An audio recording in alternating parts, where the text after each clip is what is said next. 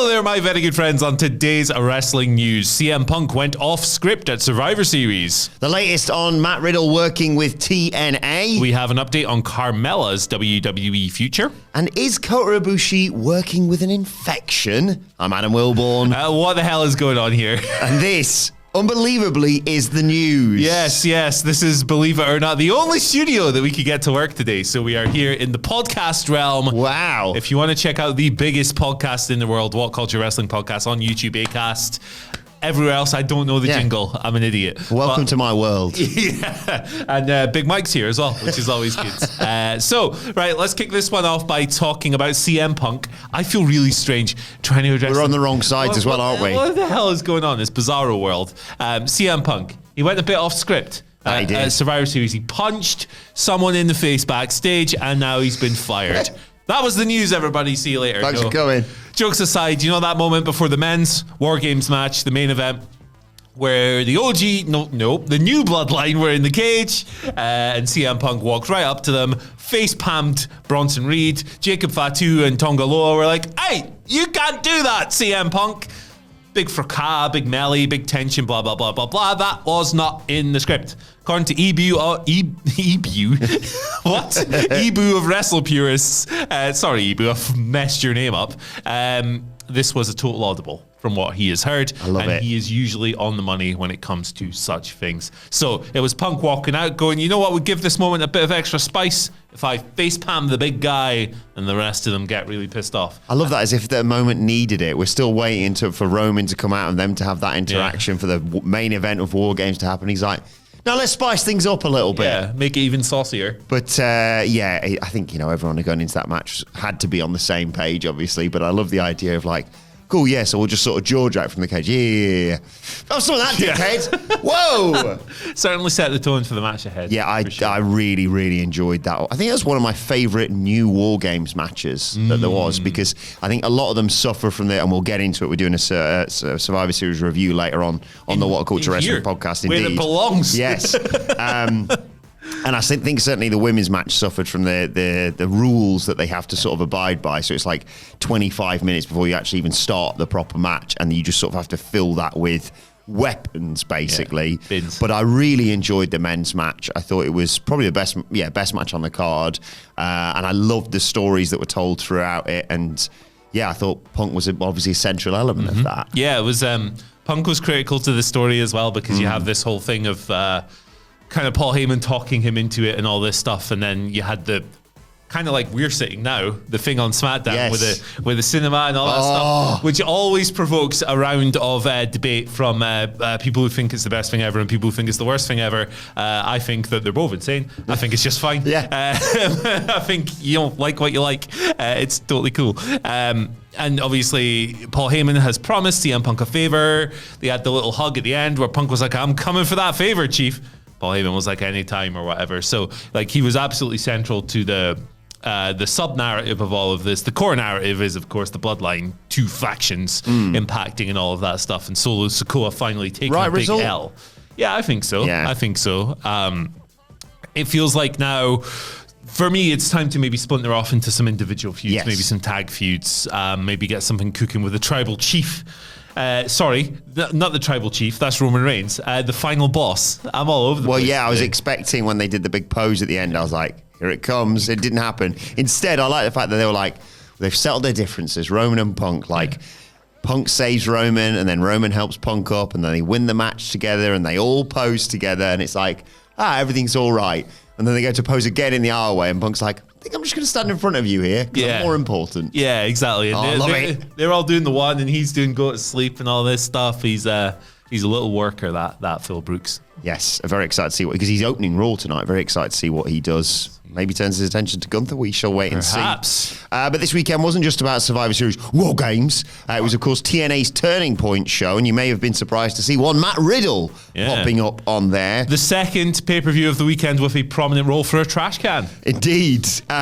Because if you're wondering what how that situation came about. Trey Miguel, and he's been fantastic. Been introduced to him mainly through his interactions on NXT. Yep. Such a talented performer. Unfortunately, he had a, quote, travel situation. This is according to Fightful Select, and he was going to have to be replaced. Obviously, thankfully, they were at a convention, and they had loads of people that they could ask to do it. Matt Riddle was the one that they asked. He only found out about it very soon before the show, basically. But obviously, he worked it, and people who Fightful spoke to in TNA said they were happy about the live reception to Riddle, but wouldn't commit to using him again in the future, understandably, because I think Matt Riddle in 2024 comes with a whole heap of baggage. Very talented, never been a question about his in-ring ability. It's just everything else, isn't it? Scandal, yeah. Scandal follows this guy around I don't know, make a metaphor up. I'm not creative enough for it, but losses follow Manchester City around at the moment. Boom, there you go. Pep Guardiola doing the bald community a great disservice at the moment. Get it together, you absolute dauber. Honest Lot doing it for you instead. No, I hate Liverpool. Okay. They suck too. Jimmy Thielen's Aberdeen, let's go. What was the thing about Matt Riddle? Matt Riddle. Right, yeah, Matt Riddle. So regardless of what you think of him as a wrestler, I think he's a very good wrestler. Oh, brilliant, yeah. Scandal follows this guy around. He cannot go seemingly a couple of months without tripping over something or doing something, some allegations cropping up, or him shooting himself in the foot by saying something extremely dumb. He's burnt a lot of bridges, hasn't he? He really has. He's a PR department's nightmare, I think. So I'm not really sure why you would want him long term in your company. Look, even if you don't necessarily. What's a good way of putting this? Even if you watch things and you kind of separate the controversies from the wrestler, you just don't care. Yeah, like if you don't care about these things, fair enough, you're probably popped. And like when you're in the arena and stuff, like it's you think with your heart first. And your head when Hulk Hogan came out of WrestleMania 35, I was like, yay! Wait a second, hold on. Yeah, it was a strange one. And then you remember what actually it means and stuff. So, like, I mean, if you don't care about the things he's allegedly done and the things we know he's done. And said. Then, look, you're probably like, okay, whatever. But I think it's a complex situation to have to navigate. If I was TNA, I would have just booked someone else. Yeah, personally. I get it. It's the reading about that. If we're at a convention, if we can't get Riddle, we'll get someone else. So why did you get Riddle? But then again, like I say, I think he's a phenomenally talented person. TNA aren't at that level right now. You see some companies just going, well, we'll just hire all the cancelled talent then. Yeah, let's get Travis Banks and Marty Sterling. Yeah, it's not to that level by any stretch of the imagination. I think it needs must, and I suppose in their defense, if you want someone as talented in ring as Trey Miguel, there's not many on that list of people that are just knocking about who can jump in at the last second. You know, they've done it because character-wise, they both have a fondness for smoking reefer and playing FIFA. Indeed, don't they? yes. Lucifer's legumes, the devil's lettuce. Yes. Whatever nicknames you have for that. Indeed. But it's interesting, that TNA themselves have just said, look, we've got this great roster. We're not just going to say, oh, well, everyone popped for Riddle, so we'll just use Riddle going forward. I wouldn't be surprised if they do now, considering I think it's this sort of an accidental sort of toe in the water thing of, right, well, we didn't get too much backlash for that. Yeah. Maybe we try it again. Maybe we have give him a couple of dates and that's see the what reality. Goes. Yeah. That what you've described is the absolute reality of these situations. If they can get away with it and they think, like, oh, can we book this person? Is the business benefit or the crowd benefit going to be greater than whatever backlash we may receive? That's what's going to decide it. So exactly. We'll see if he turns out. Good point, well made. You too. Right. Next, I forgot what it was. Carmella. Got an update on Carmella. Yeah. She's not been around in absolutely ages for a very good reason, of course. And there is currently no word on when she might be back in pro wrestling at all. So this comes from Fightful Select. No word, no talk about her returning as of yet. Apparently WWE would love to have her back, as you can imagine, but nothing is planned at the moment. She's actually unable to train at the moment because she has a case of drop foot. Always makes you think of Scott Steiner. Yeah, and his match with Triple H. One of many reasons why that match wasn't very good. But yeah, that's a condition that I think prevents you from properly lifting your foot up like that, so it kind of drops, hence the name. She's been dealing with that since giving birth. Her and Corey Graves had the first child, of course. And she unfortunately had a pregnancy that went very wrong prior to that. So she's been through a lot of pretty traumatic stuff across the board here. And look, if I am Carmella and I'm thinking, hey, I've got my family, I've got this thing that prevents me from training and stuff. Maybe she's good. Maybe she's good. Yeah. Look, she was very successful in WWE, multi-time women's champion,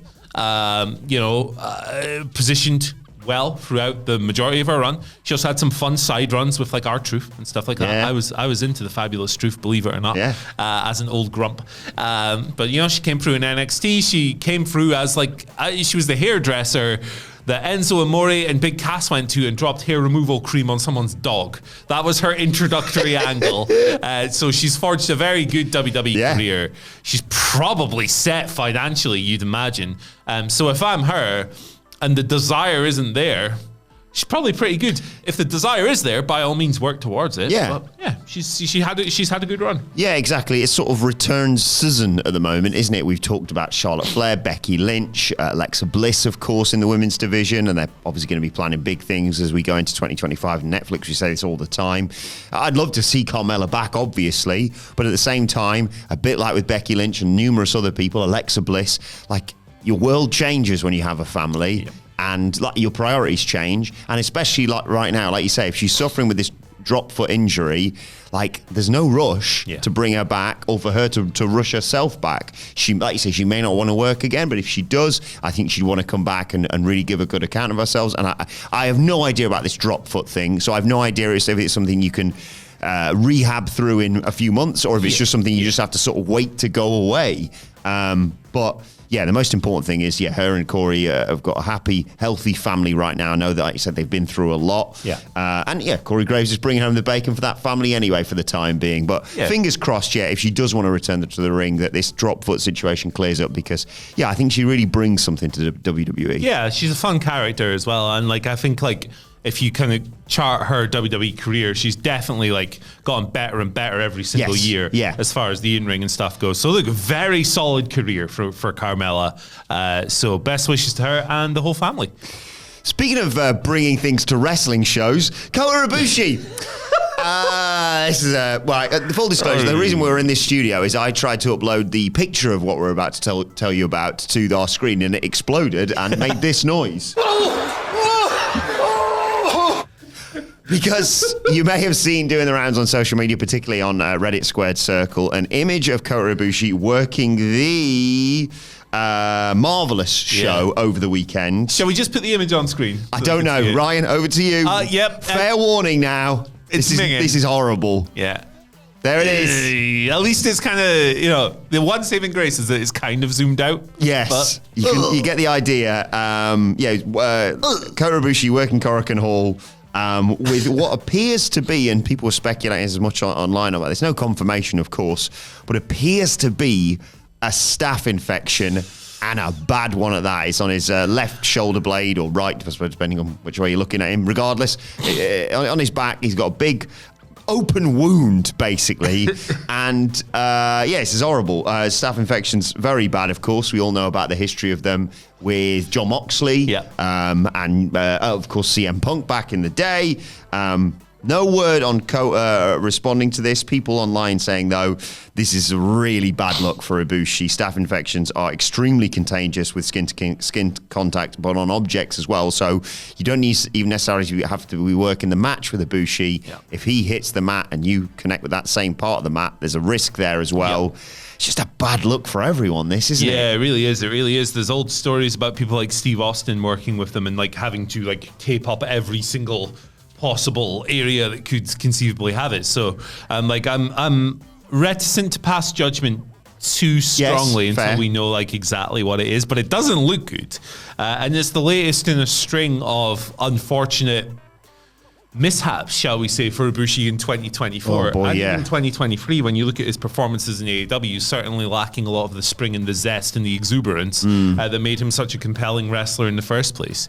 I think with Ibushi, to me, I never like to go, this person's finished, this person's thrashed, they're past it, whatever. And last year in the office, I was often the person going, no, let's give him a chance, even when it was pretty clear that he was still struggling from the injuries that plagued him in 2021 and 2022. He's never really had like a long ass time off. Earlier this year, he took 6 months off when he wrestled that disaster match with Naomichi Marufuji and Noah, and he hurt both of his ankles in that, but it was pretty clear going into it that he was still a bit messed up. Yeah.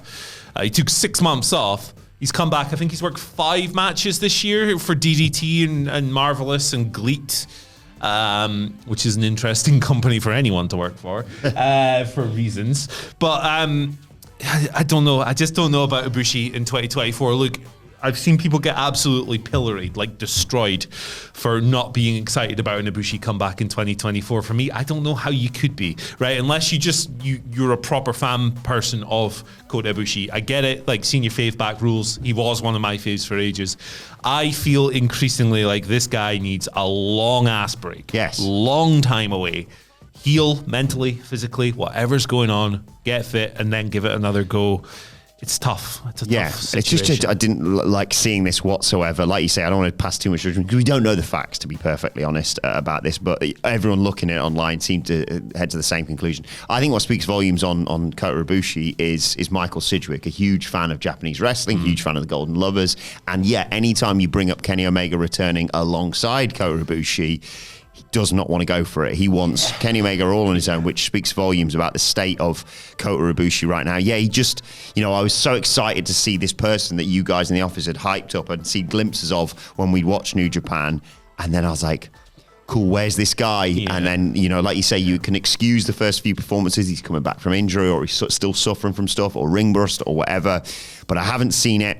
And I don't think, doing stuff like this is going to help his reputation amongst fans. No, I totally agree. I think that, hate to be the telling people what to do with their bodies, and ultimately he can do what the heck he wants, right? As long as he's not putting others at risk, which, that's debatable right now as well.